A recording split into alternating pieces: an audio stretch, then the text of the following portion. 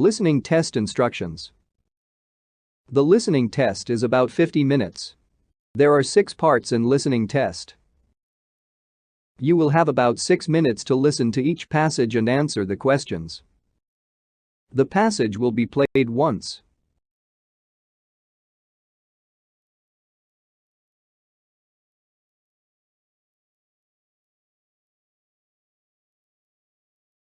Hey, you look concerned. What's on your mind? The final exam. I'm not fully prepared yet. Well, don't worry too much. You still have 3 days. Yeah, but 3 days will fly past in a wink. Well, you still have time to cram things in your brain anyway. Question 1. Why is the man looked worried?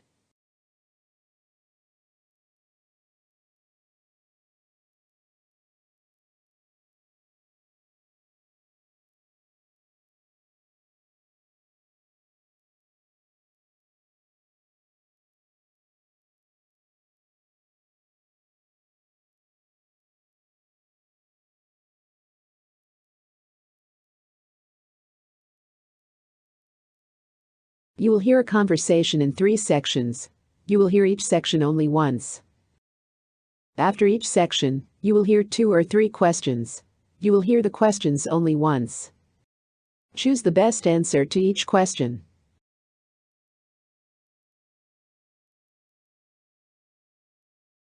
Good morning, Chris. I'm glad we're finally making progress on the renovation. How did the inspection go yesterday? Good morning, Sam. Well, there's been a bit of an issue that I need to discuss with you. We found something unexpected during the inspection of the main support beams. Oh no, what happened? Is it serious?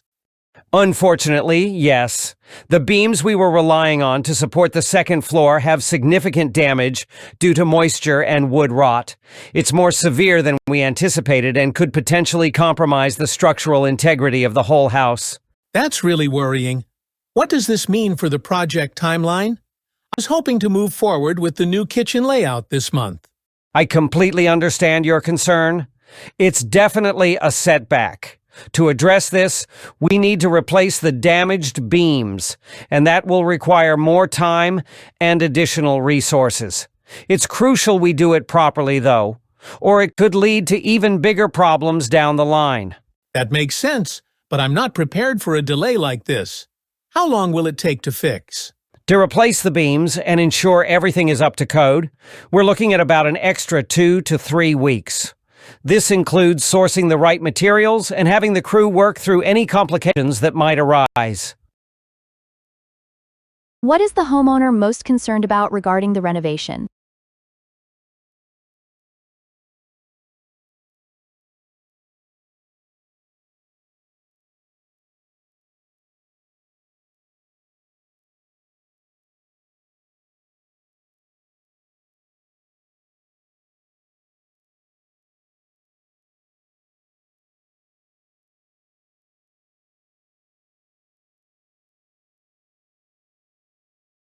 Why does the contractor believe it's important to replace the beams properly?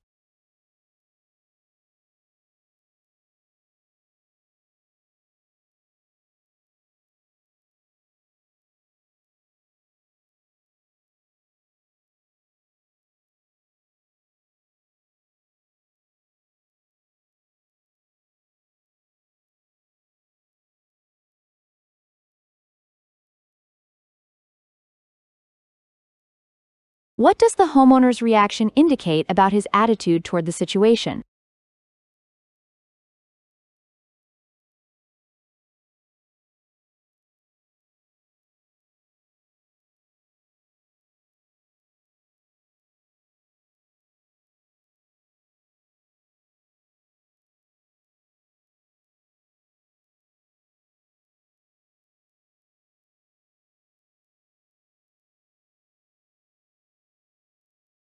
You will hear the second section of the conversation shortly.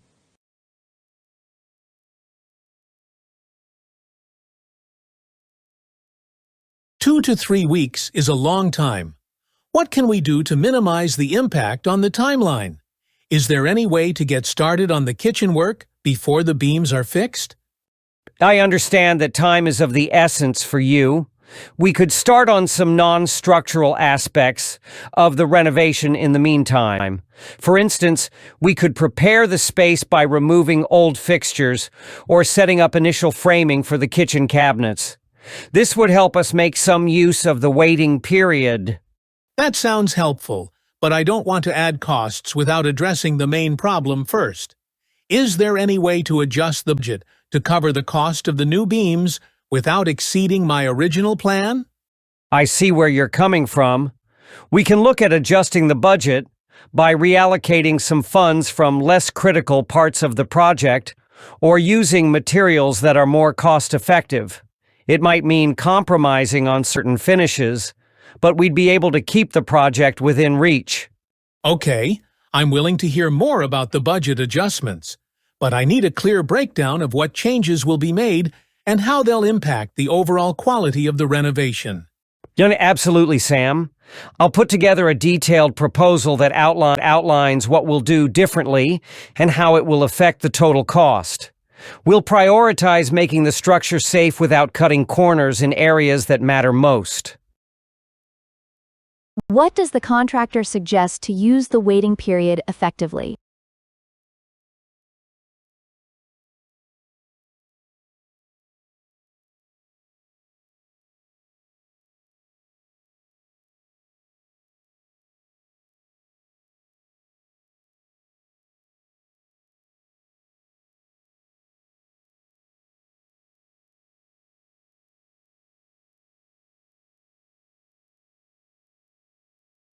Why does the contractor emphasize prioritizing safety without cutting corners?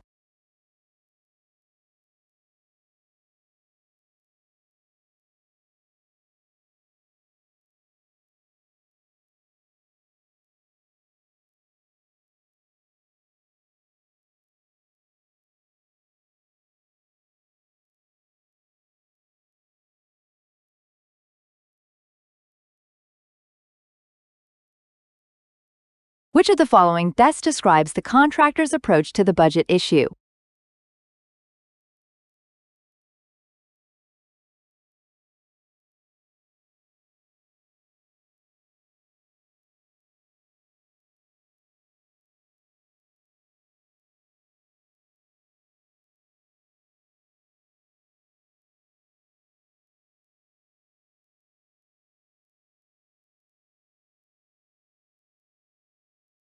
You will hear the third section of the conversation shortly.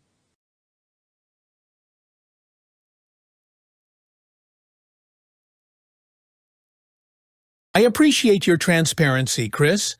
Having a written proposal will help me make a better decision.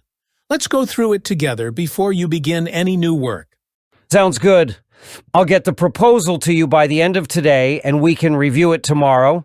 In the meantime, I'll start reaching out to suppliers to secure the necessary materials so we're not losing time there. That's a relief. I want this renovation to be done right, even if it takes a bit longer. How are we going to keep the budget in line while adding these new expenses? Here's the plan. We'll use a combination of more affordable materials where it won't impact the long-term value and try to maintain quality in the areas you care about most. I'll also make sure we schedule work in phases so we're not paying for unnecessary downtime. That makes sense. Let's do that. I'm glad we can move forward with a plan that ensures the project's safety and quality, even if it takes longer than expected. Thank you for your patience, Sam. It's important to me that we get this right. I'll update you after I've prepared the detailed proposal, and we can get started with the adjustments as soon as you're comfortable. What can be inferred about the homeowner's expectations for the project timeline?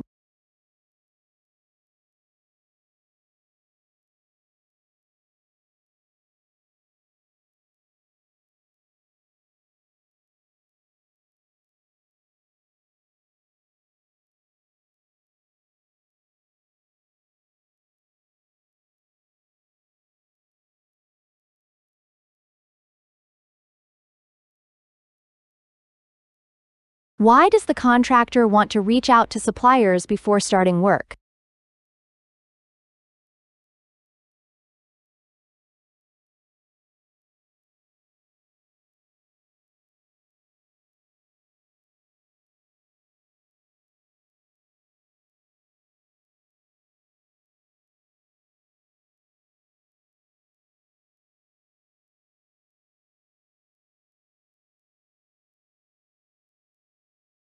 You will hear a conversation followed by 5 questions.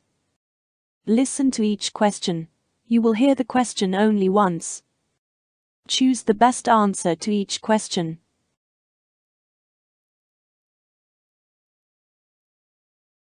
Excuse me, I couldn't help but notice your painting. It's absolutely stunning. Are you the artist? Oh, thank you. Yes, I am. My name is Mia. This piece is called Whispers of the Forest. It's beautiful. I love how you captured the play of light and shadow. What inspired you to create this? Well, I grew up surrounded by woods, so the forest has always been a place of peace and mystery for me. I wanted to express that feeling of being enveloped by nature, like hearing the whispers of the trees. That's amazing. I can see how it would be so personal to you. The colors are so vivid. Are they inspired by any particular time of day? Yes, actually, the palette is inspired by early morning. Just as the sun begins to rise, there's this magical moment where the darkness starts to give way to light and the air feels full of possibilities. I love that. It makes me think about my own experiences in the woods when I was a kid. I used to spend hours climbing trees and pretending I was on an adventure. Your painting feels like a portal back to that time. That's exactly what I hope to do with my art, to take people back to those special memories or feelings they might have forgotten. Art is so powerful in that way, don't you think? Absolutely. I think it's why people are so drawn to galleries. It's not just about looking at beautiful things. It's about feeling something deeper. I couldn't agree more. I love hearing stories like yours. It reminds me why I keep creating, even on the days when it feels hard. Speaking of which, would you like to hear about my next project? It's still in the early stages, but I'm excited about it. I'd love to. What's it about? It's going to be a series based on the city's architecture, capturing how old buildings blend with modern structures. I want to show the contrast and harmony between history and the present.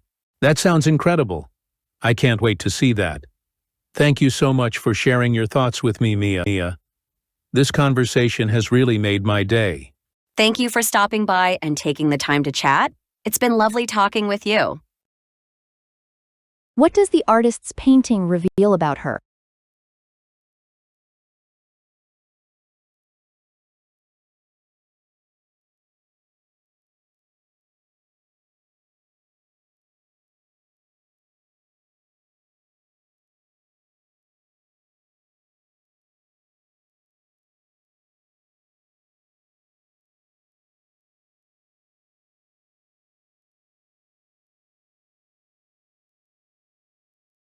What does the artist's next project suggest?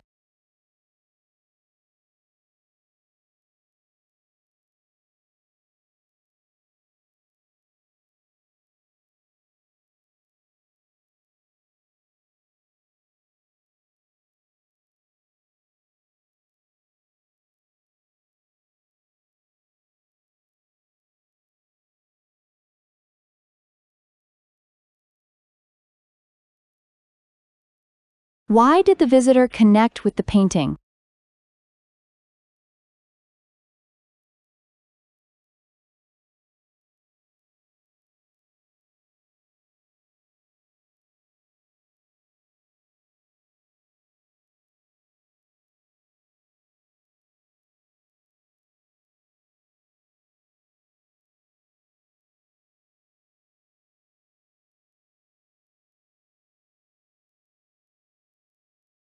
What does the artist's statement about tough days suggest?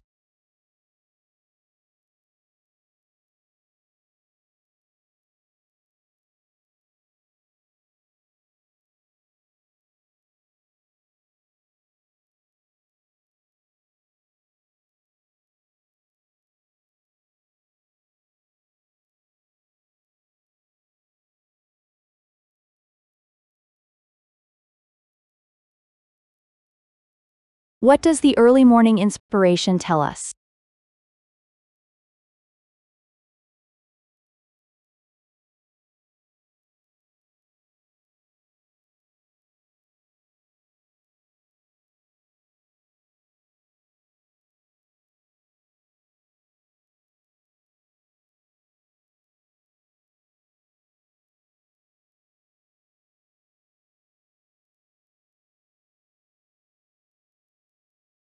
You will hear a conversation followed by 6 questions. Listen to each question. You will hear the question only once. Choose the best answer to each question.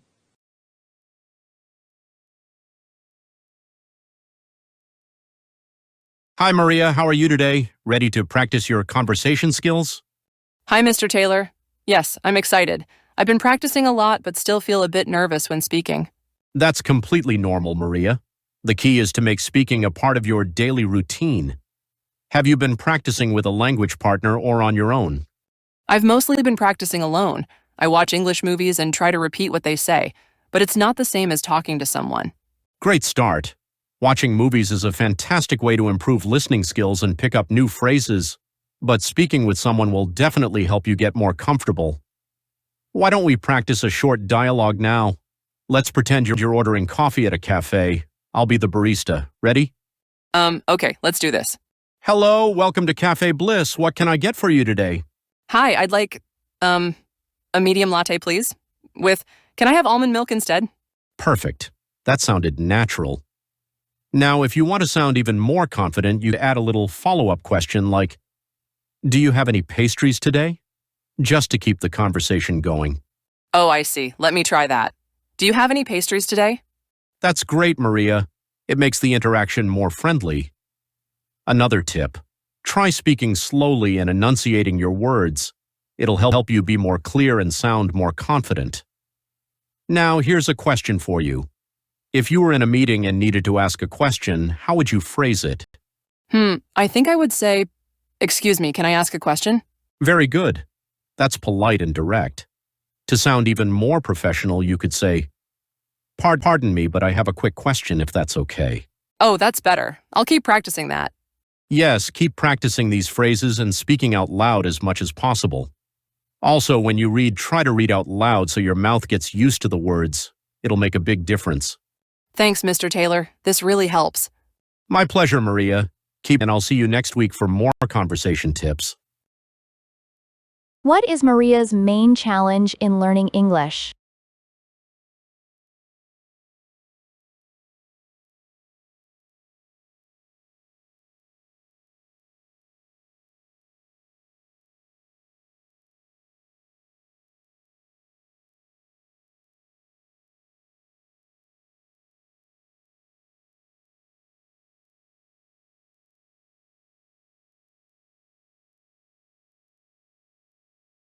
Why does the tutor recommend Maria add a follow-up question?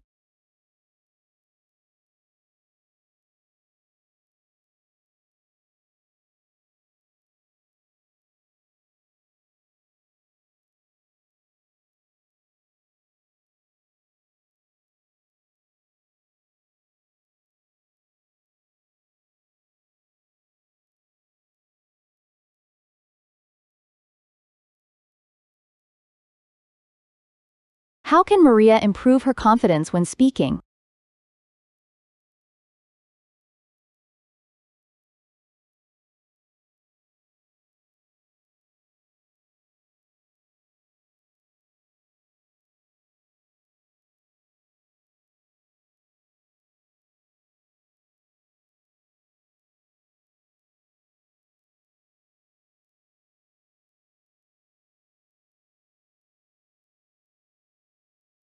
What makes Maria's movie-watching practice less effective?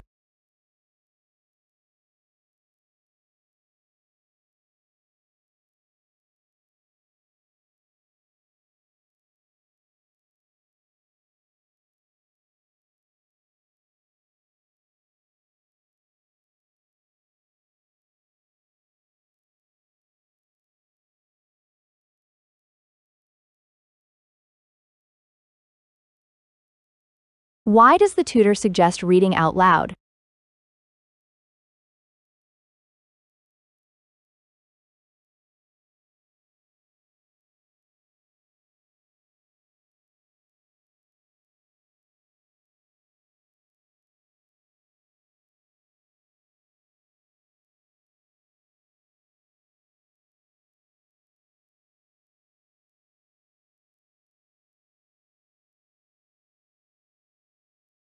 What is the main lesson in the tutor's advice?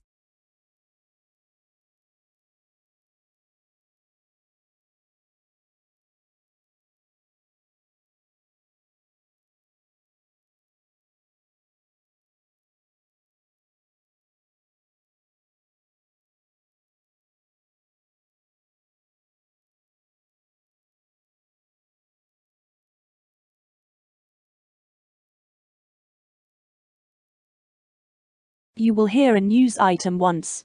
It is about 1.5 minutes long. Then 5 questions will appear. Choose the best way to complete each statement from the drop-down menu.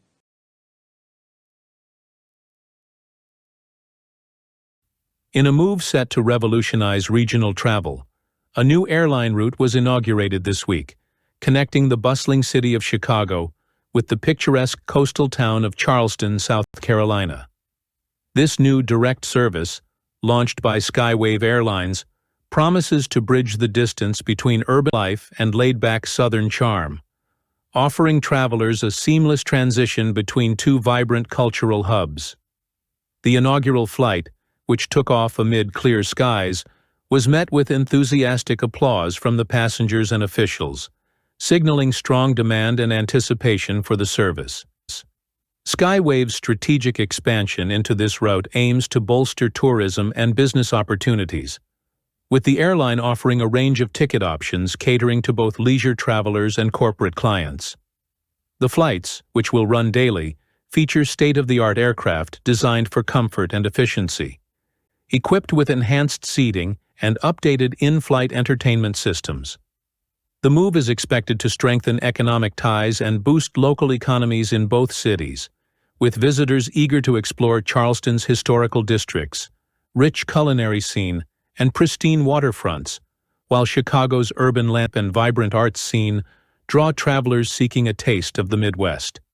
Analysts predict that the route will contribute positively to the airline's revenue growth and serve as a model for future expansion into other domestic and regional markets. As local businesses brace for an influx of visitors and residents prepare for a new wave of travel options, the opening of this route marks a new chapter for connectivity, reflecting broader trends in the airline industry focused on increased accessibility and convenience for passengers.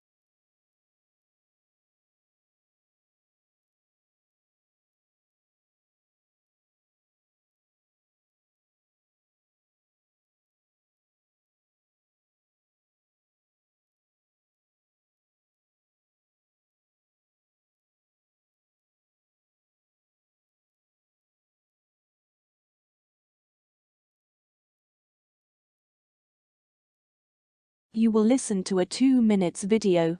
Then 8 questions appear. Choose the best way to answer each question.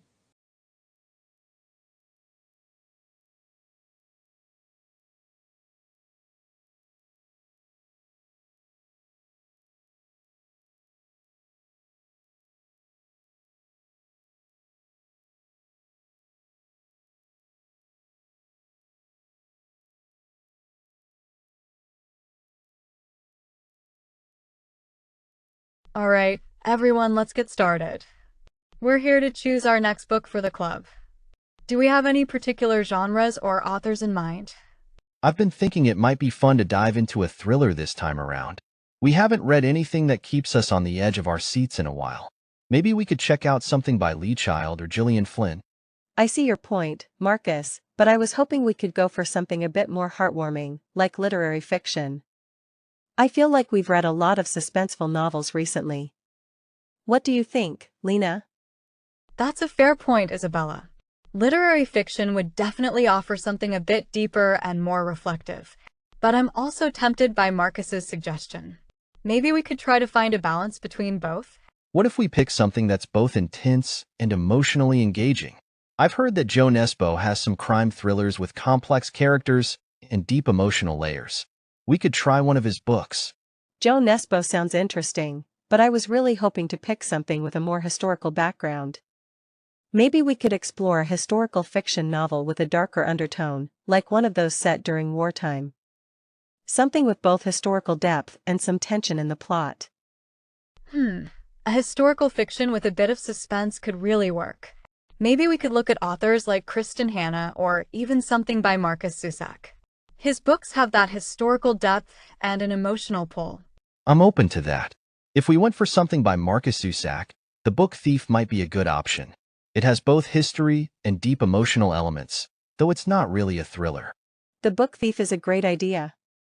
It's an emotional and thought-provoking read with a strong historical backdrop.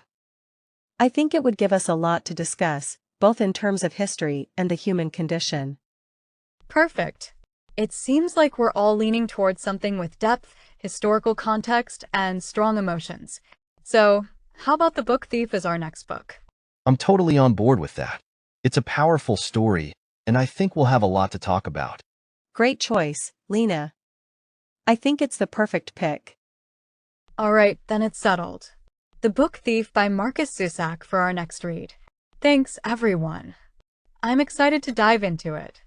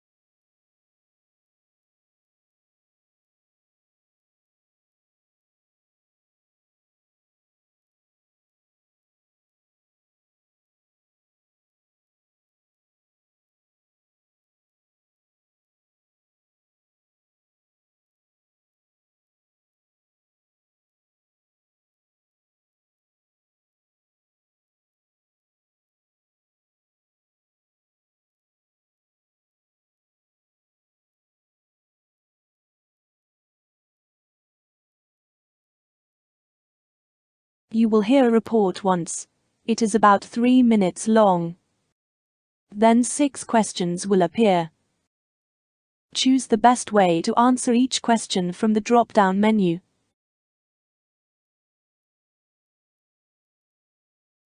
The gig economy, a rapidly growing aspect of the modern workforce, is reshaping traditional employment structures by emphasizing short-term, flexible jobs over permanent, full-time roles. Fueled by digital platforms like Uber, Fiverr, and Upwork, this model connects workers with tasks or projects on demand, catering to diverse industries ranging from transportation and delivery to creative and technical services. For workers, the gig economy offers the allure of flexibility, autonomy, and the potential for supplemental income. Individuals can set their own schedules and select assignments that align with their skills and interests. However, this model is not without challenges. Many gig workers face income instability, lack of benefits such as healthcare and retirement plans, and minimal labor protections, as they are often classified as independent contractors rather than employees. For businesses, the gig economy provides cost-effective access to a wide pool of talent, enabling them to scale operations swiftly and respond to demands. Yet it also raises questions about ethical employment practices and the long-term implications for job security and workforce development. Policymakers are increasingly grappling with how to regulate this sector to ensure fair treatment while fostering innovation and economic growth. The gig economy's impact extends beyond economics. It is also reshaping societal perceptions of work-life balance, career progression, and the value of traditional employment models. As technology continues to evolve, the gig economy is likely to expand further, driving ongoing debates about the future of work. Understanding its opportunities and challenges is essential for individuals, organizations, and governments aiming to navigate this dynamic landscape effectively. Ultimately, the gig economy symbolizes a transformative shift in how we define and engage in work in the 21st century.